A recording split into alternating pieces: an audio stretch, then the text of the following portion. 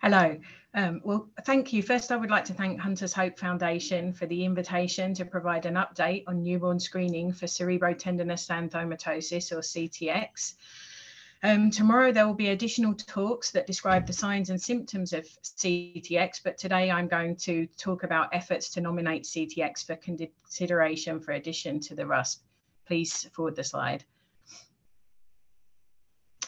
So firstly, I would like to provide a timeline of progress up to this point.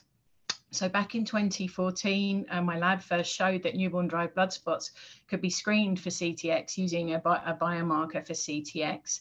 And in 2016, the United Leukodystrophy Foundation hosted the first meeting to discuss submitting a CTX nomination for consideration for addition to the RUSP. In 2017, the lab of Fred Vaz in the Netherlands demonstrated that newborn-derived blood spot screening for CTX could be improved using additional CTX biomarkers. In fact, they look at metabolite ratios.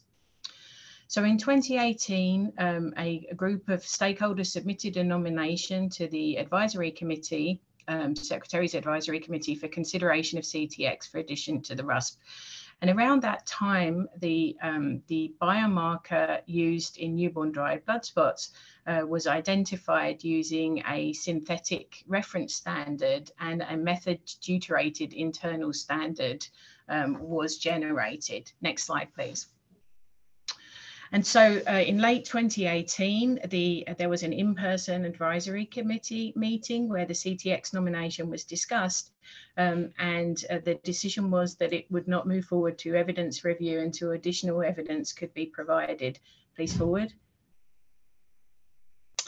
And so it's hopeful that research developments over the last few years will allow the additional evidence requested by the Secretary's Advisory Committee to be provided, and the CTX Newborn Screening Task Force has recently come together to work on generating the CTX nomination package for resubmission. So task force efforts are being supported by the following CTX and newborn screening experts. Next slide, please. The CTX Newborn Screening Task Force had its first meeting back in June at the United Leukodystrophy Foundation annual meeting. And so the task force is working on addressing the advisory committee responses for the first CTX nomination package using supporting data that has been or is currently being generated. And the task force will evaluate if additional supporting evidence still needs to be generated, and if so, determine how this can best be accomplished. Next slide, please. So, back in 2018, then the advisory committee provided responses with requests for additional evidence. And for my next few slides, I'll provide the advisory committee responses to the nomination form key questions. Next slide, please. So for the key questions, is the nominated condition medically serious? And is there a widely available clear and or FDA approved confirmatory test or diagnostic process? And are there defined treatment protocols? The answer for all of these questions was yes. Please forward. And so the response from the committee was that they recognize that CTX is a medically serious condition that deserves thorough consideration. It was also concluded that there is a clear approved confirmatory test for CTX, and that a treatment is available through an orphan drug designation by the FDA of chenodeoxycholic acid, and that there are defined treatment protocols. Next slide. So for the key question, are prospective pilot data from population-based assessments available for this disorder? Please forward. The committee's response was no. The committee will require additional information. So they would like to see at least one CTX case prospectively identified through a newborn screening system, specifically from pilot studies involving population-based screening of identifiable newborns that identifies at least one screen-positive newborn with confirmation of the presence of CTX, and that the population included in the pilot study should be similar to the US population with respect to the known prevalence of CTX. So we are hopeful that research developments over the last few years will result in identification of a newborn CTX case prospectively and according to the requirements outlined by the Secretary's Advisory Committee. Next slide, please. The first development is the Screen Plus study. So Dr. Orsini recently provided an update on the progress of this study at the United Leukodystrophy Foundation annual meeting that, if I understood correctly, anticipates that the study will screen approximately 150,000 newborn dried blood spots over the next 5 to 6 years. Please forward. So this project is led by Melissa Wasserstein and the Screen Plus Coordinating Center at the Albert Einstein College of Medicine. And is supported by the National Institutes of Health, Industry and Advocacy sponsors, and is being performed in conjunction with the New York State Department of Health, as I mentioned, Dr. Joseph Orsini. Next slide, please.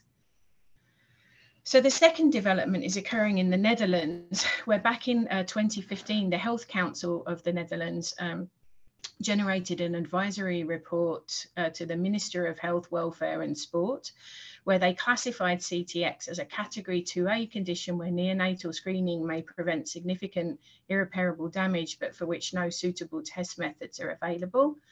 So the committee recommended encouragement of a pilot study of a previously developed screening method by Frederick Vaz.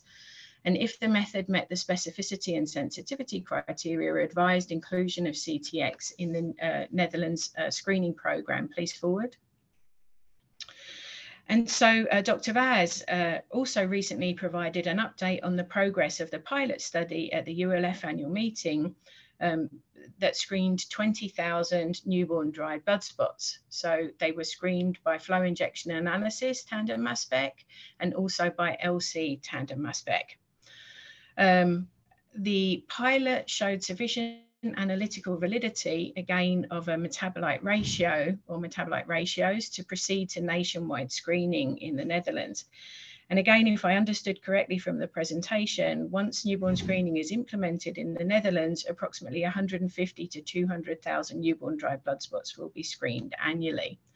So we are hopeful that in the near future, a positive CTX newborn dried blood spot will be identified. And so in the interim, the newborn screening task force will be working to prepare the nomination for resubmission, so it's ready to be resubmitted once this occurs. Next slide, please. So there were additional questions from the committee. Does the screening test have established analytical validity? And are the characteristics of the screening test reasonable for the newborn screening system? Please forward. They indicated that data should be available on the analytical validation of one or more of the screening modalities being proposed, and would be helpful to identify whether the screening methodology could be multiplexed and if it could potentially identify conditions other than the nominated condition. Next slide, please. So the conclusions of the newborn screening task force were that new data on analytical validity is and will be available, and I show the references here. So it appears that screening newborn dried blood spots for CTX has a 0 or very close to 0. We anticipate a close to 0 false positive rate. To assist in setting cutoff values to screen newborn dried blood spots for CTX and to support a low false negative rate for testing, the task force conclusion was that the analysis of additional dried blood spots from CTX newborns is needed. Please forward. And so the CTX Alliance is assisting, the CTX Alliance is an advocacy foundation dedicated to CTX, and they're assisting the task force in seeking out additional CTX patients whose newborn dried blood spots may be retrievable to fulfill this purpose. Next slide, please. So another key question is the case definition and the spectrum of the condition well described to help predict the phenotypic range of those children who will be identified based on population-based screening. Please forward. Specifically, the committee response was that clarification should be added regarding what is considered a true positive case, include relevant biomarkers, provide references or documentation of consensus amongst experts in the field. And for CTX, although the most serious phenotypes are clear, the progression of other phenotypes is uncertain due to limited data. And if additional data is available on the spectrum of disease, please include. Next slide. So the conclusion of the newborn screening task force is that a clear case definition and consensus on when to start treatment is needed. So new data has been published on the spectrum of the condition, as well as documentation of consensus amongst experts in the field on diagnosing, treating and managing patients with CTX. Please forward. So the task force will seek to add clarification for the nomination resubmission on what is considered a true positive CTX case and when to start treatment. So the task force also recommended development of an international CTX registry, which would collect standardized follow-up data to further delineate CTX phenotypes and improve clinical decision-making. Next slide. So another key question was, do the results have clinical utility? If the spectrum of the disease is broad, will the screening and/or diagnostic test identify who is most likely to benefit from treatment? Please forward. Specifically, the committee is interested in understanding how screening can inform treatment and how early treatment can impact health outcomes. Next slide. So the conclusions of the task force were that data is available on the impact of early treatment on health outcomes. For example, Israeli CTX patients treated greater than 25 years of age had worse outcomes and were more limited in ambulation and more cognitively impaired. Also in a Dutch study, Dutch CTX patients treated under the age of 24 years old had significantly better outcomes. Among patients with good treatment adherence, neurologic symptoms disappeared in patients who started treatment less than 24 years old, and 61% of patients who started treatment later experienced worsening neurological symptoms. Please forward. But current published data captures most symptomatically identified disease, not identification and treatment of CTX at birth. So the task force is supporting publication of data generated by Dr. Zipporah Falik-Zakai as part of a prenatal genetic screening program in the high-risk Druze population in northern Israel. And so her study is entitled Identification of CTX at Birth Leads to Better Health Outcomes, a 13-year experience in northern Israel. And there are symptoms of CTX in the newborn and childhood period. For example, there can be liver disease in newborns, which can be very severe, and chronic diarrhea in childhood that affects the growth of children. Next slide, please. So I would like to thank everyone who has supported submission of the CTX RUSP nomination so far. This really has been a team effort. The CTX Newborn Screening Task Force is excited to be working on the CTX RUSP nomination resubmission with the support of the CTX Alliance.